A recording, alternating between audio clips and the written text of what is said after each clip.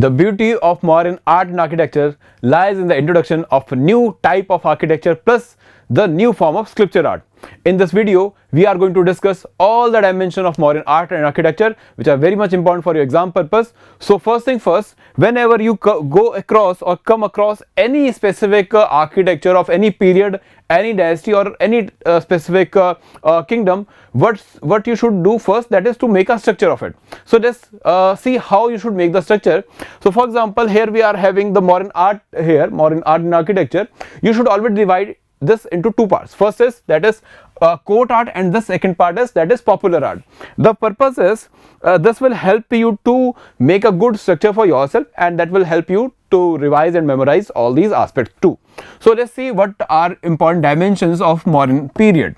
So in court art, basically is those art and architecture which are basically been patronized by the king or the kingdom itself or the dynasty itself. So there are palaces built for the kings. There are various pillars which is used for the to disseminate the various principles, various instructions to the kingdom and to the officials and to the people in general also. Then there are stupas. If the king or the kingdom patronize any specific kingdom, any specific religion or any specific ideology, then they must be investing in developing some kind of architecture specifically related with that religion. When we talk of Gupta, they spend it and that they patronize temple architecture. Similarly, when we talk about Mauryas, they patronize stupas construction. So these can all be put into the court art. Then about the popular art, it is basically those art forms which are being popularized or which are being used and built and constructed by the commons or the common people, whether they are rich class or the poor class, but they all constitute in this category. So that is popular art. So there are various caves being built by some richer classes, and there are various pottery which is the most common artifact among the people. So whether it is Harappa, Vedic age or otherwise, in each of these time period, the most common artifact which you will find, that will be pottery. So pottery will come under this category, and accordingly sculptures will also be part under this category. So we are going to discuss them all one by one. So before we begin with these topics, first thing I would like to tell you, that is regarding the palaces. We know that the most of the palaces or most of the forts been built by these kings, specifically Mauryan period, they are either made of mud, they are made of wood and all, as Megasthenes says in his book. So we do not have very concrete or very evidence of these all structures. All we have, that is through the books and through the kind of information from the various travelers and all. So whether it is Megasthenes, whether it is Fahuan, and accordingly. So on this basis, we say that there were palaces made of wood, or accordingly wood and mud were all used, but we do not get any specific evidence of any kind of burnt bricks or structure or otherwise.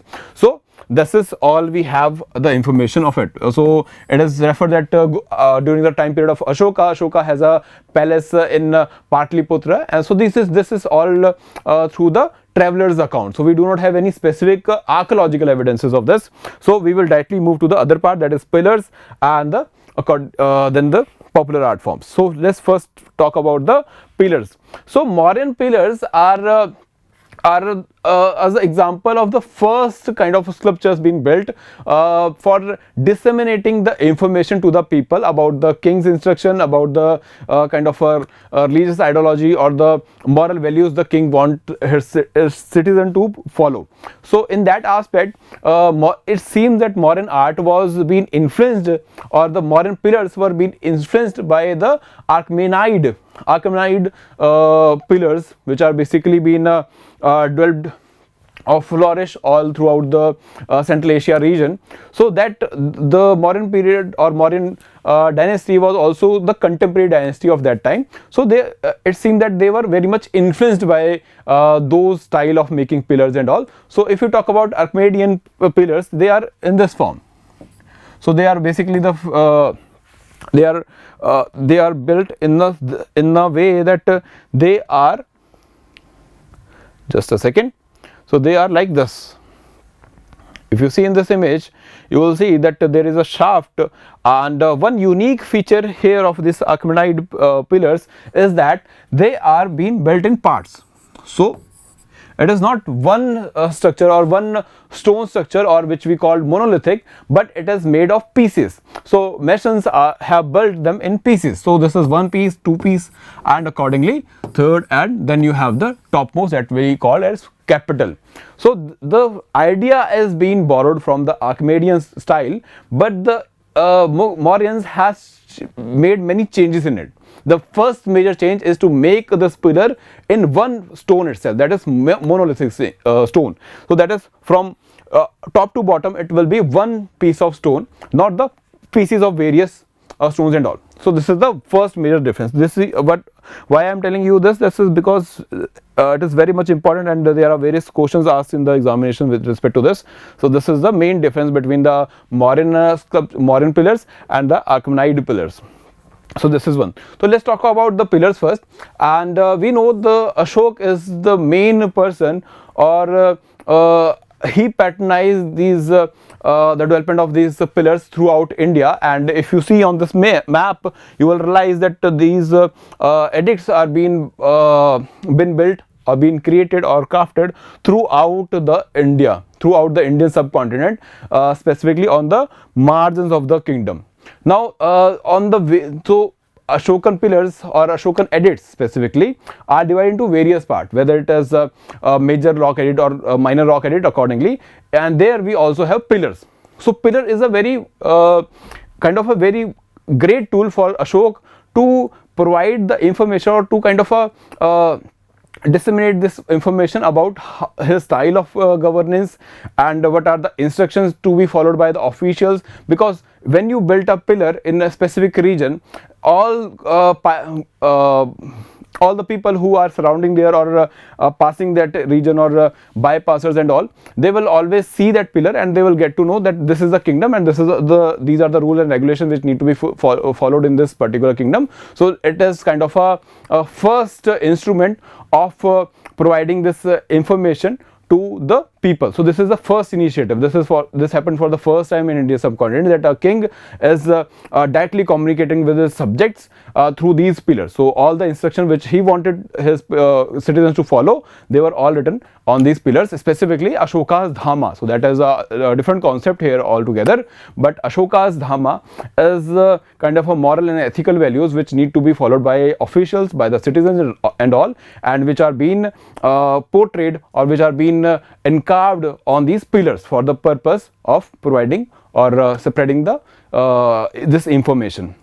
So if I go further on this part, so these pillars were also having there are sometimes UPSC also asks questions regarding the languages being used on these pillars. So the main languages are apart from the Pali and Prakrit, that is the most dominating languages in this respect. There are other Greek languages being used, and that is very much useful, and the Pali and Prakrit was the main languages, but apart from that we also see the examples of Armenic language also, that is basically the in the regions which are which earlier used to lie in the Greek Empire. So this is how the language is being used. And now let's talk about, now come back to our topic, that is the sculpture part or the pillar part. So let's talk about the various part of the sculpture. Now first thing first, when we talk about these pillars, as I already told you that it is in one part, it is one monolithic stone.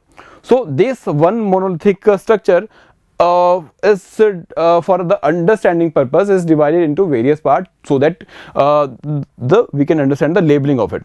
So regarding the labeling, let's see how it is labeled. So the topmost the portion which lies down, or the kind of a pillar which we have, in totality we call it shaft.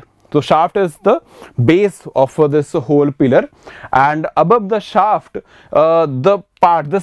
this is you can call it a inverted bell or inverted lotus. So this is called capital. This is called capital. Now this is a unique thing in the Ashokan pillars, that they are either using a circular capital or a square capital. So that is one thing. And then above this we will have a abacus, that is abacus. Abacus is it can also be in the form of square or circle shape or round shape. It is it depicts various things. So for example, here we have an example of a Ashok Stambh, and what we can see here, that is various animals like horse, bull, and in between we have the Ashok Chakra also, which is otherwise called Dharm Chakra also. So this is there, and above this first is shaft, then you have capital, and above that you have abacus, and then above this you will always have a this topmost part, that is capital animal, and this animal varied according to the placement of these pillars. So in Sarnath we found this Ashok Stambh, where the capital animal is the lion. So here we have a 4 lion, and it is said that above these 4 lions there was a Ashok Chakra also.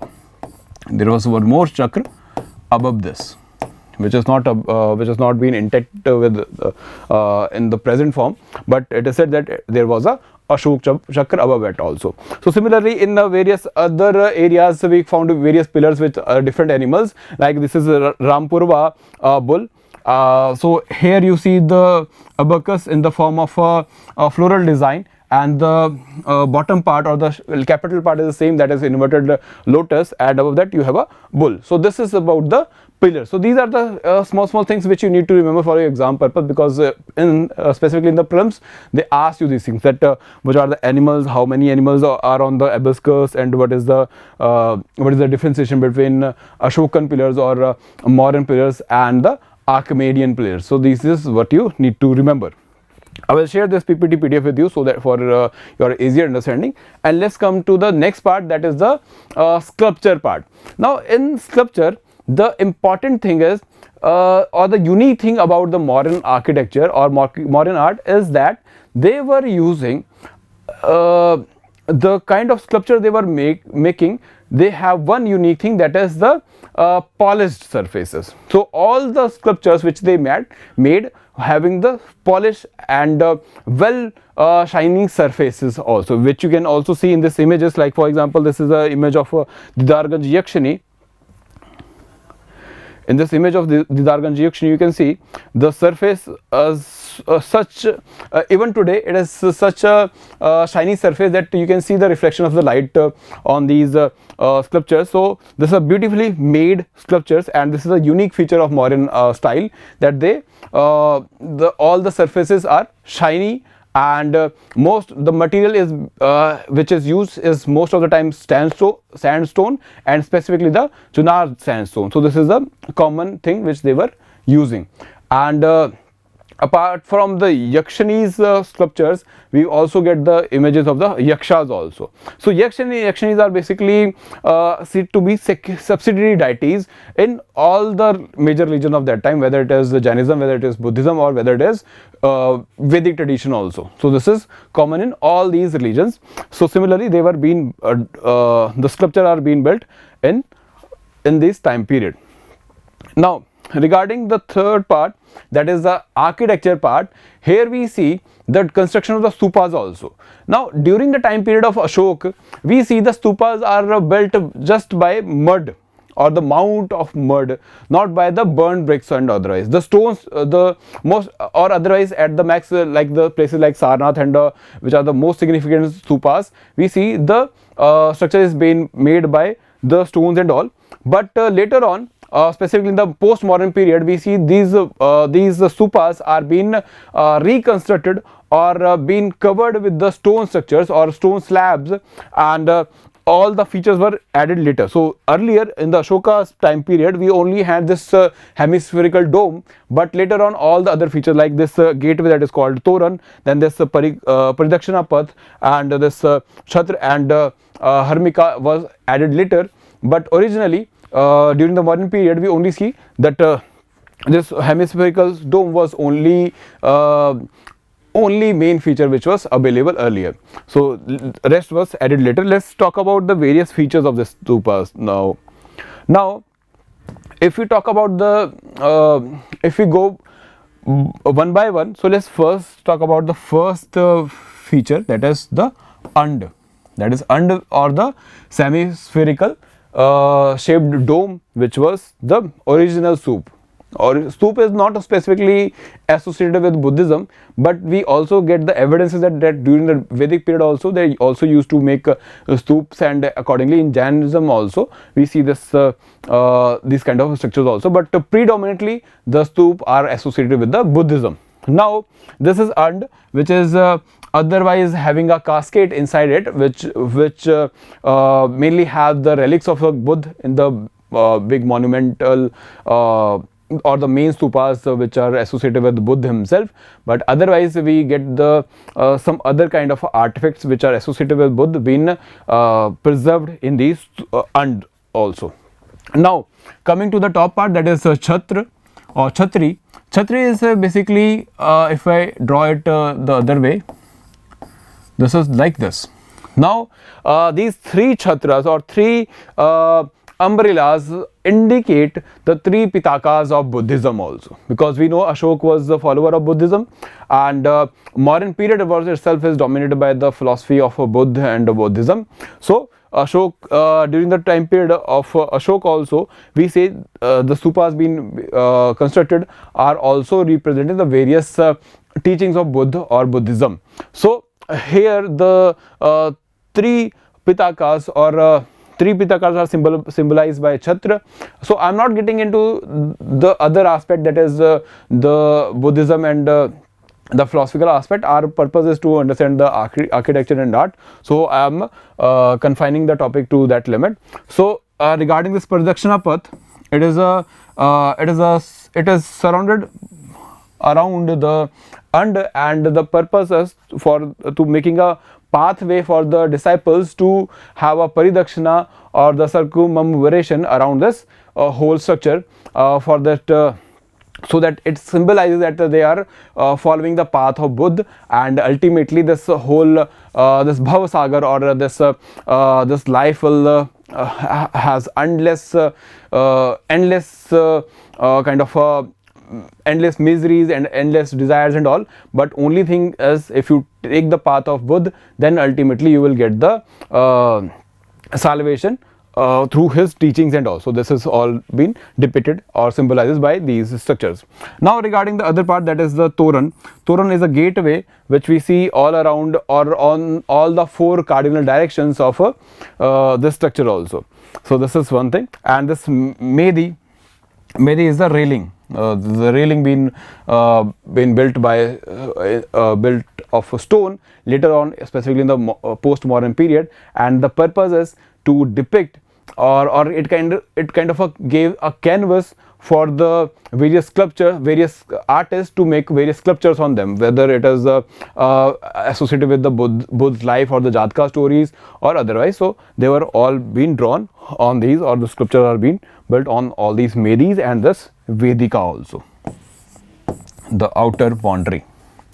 So this is the main structures of stupa, and they are, as I said, that is all these features were later developed in the postmodern period, but we need to have a comprehensive idea, so I have discussed it here itself. Now coming to the other part regarding the popular part, that is popular art, in which we see that whether it is Ashoka or the various other kings or the rich class of that time, they have made various caves also for the purpose of providing residence to the monks, whether it is Jain monks or Buddhist monk, or for the purpose of their prayer and their resting places. So here the main example which we use for modern art and architecture is the Barabara cave, or specifically the image which you have here, it is the Lumasi Rishi cave. So this is all in Bihar region, and this Nagarjuni cave is also associated with that. If you see in this images, you will get two main features to see in this, that is, one is this arc. Though arc is being introduced by the Delhi Sultanate period in Indian subcontinent, but these are just a kind of a decoration on the entry gate. So they are not part of the structure, they are just used as a decoration on the entry gates, and this is the one unique feature, and we see the introduction of these kind of arcs in this style. And then you have these decorations in the entrance itself, and here in the image it is not clear, but various images like elephants and all are drawn in these images, are being sculptured in these all images. So this is about the kind of a caves. Now if you go inside these caves, what you will see that these caves have a polished floors and polished roofs also. So this is the very kind of a time taking task also, and but they have made it because they are being built for as a resting places for Jain monks and Buddhist monks. So they need to be very much comfortable, and that they make sure by their effort. And similarly, for example, this cave, this Lomasirisi cave, which are being built by Ashok himself, is associated with the Ajivika sect also. So it is kind of a contribution given by Ashok to Ajivika sect, and this is the example of it. So when king or the people in general draw these or build these kind of a structure, they make sure that the saints or the monks should be very much comfortable inside. Now the last part of the architecture or the art of Mauryan period is the pottery. As I said, pottery is the most common artifact which you will find in any time period. So there is a uniqueness in Mauryan period. What is the uniqueness? That is the northern black polish ware, which in short we call it NBPW. So NBPW has though this form of pottery is evident in the Vedic age also, but it has specifically spread in the Mauryan period, specifically from 700 BC to 200 BC. So this is the time period which we are talking about, and this type of pottery is being developed or flourished during this specific time period. Now what is different in this style of pottery? The main difference is the color itself. In general, what you find in the pottery, that is orch color, but here you can see a black color. That's why the term black is here, and by this term, that is northern, don't consider that it is only limited to the northern areas, but there was in south also we found this type of pottery, but because mainly or the major artifacts are being excavated in the northern part, so that's why we have named it northern black polish ware. So let's break this word and we will understand in that form itself. So northern I have explained because most of the artifacts are or most of the pottery we found in the northern area. Black because of its color, and polished, that is a unique thing, because first how it got its black color. It got its black color because of the extensive or the high temperature in which they were basically baked in the kilns. So when they were baked in the kilns in high temperature, they got this black color, and this shining surface or this polished surface is got through a black slip